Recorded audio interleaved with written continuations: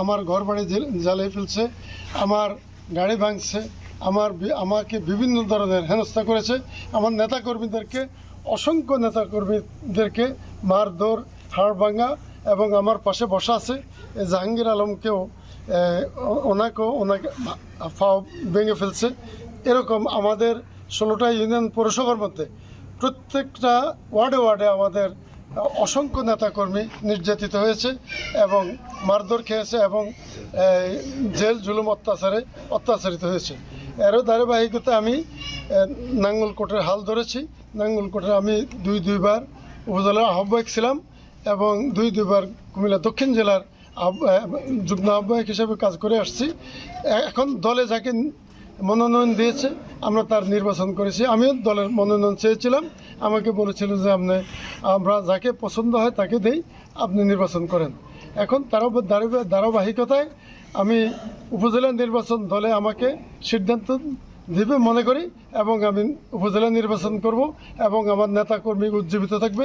আর দীর্ঘদিন যাবৎ যে নেতাকর্মীরা অবহেলিত ছিল, ইনশাল্লাহ এই নেতাকর্মীগুলো আমি উজ্জীবিত রাখবো এবং নির্যাতিত নেতাকর্মীদেরকে মূল্যায়ন করা হবে যতদিন আমি বেঁচে থাকি। ইনশাল্লাহ আমি নাঙ্গলকোটের আসনকে আমি ইনশাল্লাহ একটা মডেল হিসাবে দেখতে চাই এবং মডেল হিসাবে করব।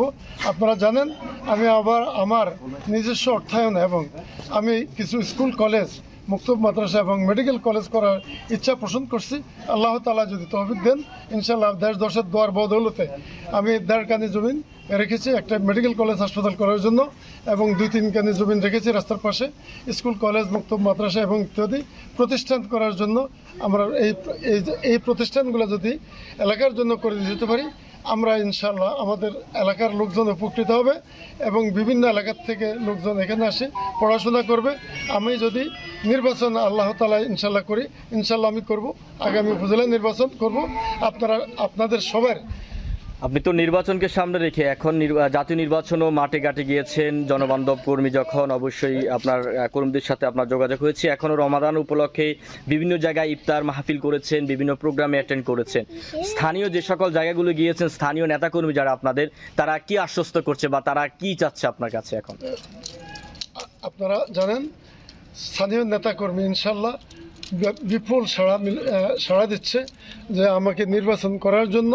আমি ইনশাল্লাহ এই নেতাকর্মীকে উজ্জীবিত রাখার জন্য আমি ইনশাল্লাহ আগামী উপজেলা নির্বাচন ইনশাল্লাহ করব দলের মনোনয়ন নিয়ে। ইনশাল্লাহ দল আমাকে নির্বাচন করার জন্য সহযোগিতা করবে এবং জনগণ আমাকে সহযোগিতা করবে। যে সমস্ত জনগণ গত 17 বছর আমার আশেপাশে ছিল, যারা নির্যাতিত, আমি তাদের জন্য কিছু করতে পারি নাই।